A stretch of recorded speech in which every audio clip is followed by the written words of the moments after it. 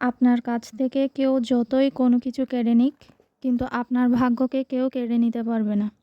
কারণ আপনার ভাগ্য একমাত্র আপনার হাতেই। আপনার কর্মের মধ্যেই আপনার ভাগ্য নিহিত। আর আপনার কর্মের মধ্যে আপনি কিভাবে রিঅ্যাক্ট করবেন তাও নির্ভর করে।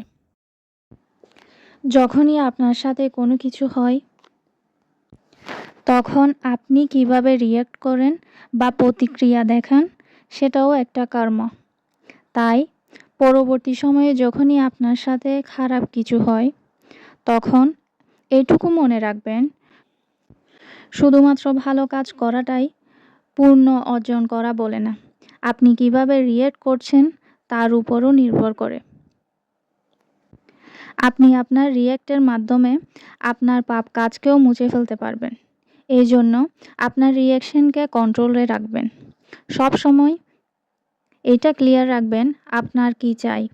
এরপর যতই বড় সমস্যা হোক না কেন, আপনার স্রষ্টার কাছে সারেন্ডার করে দিন। ইউনিভার্স, এটা আমি সামলাতে পারছি না, আপনিই সামলে নিন। আমার জীবনের কল্যাণ একমাত্র আপনার হাতে।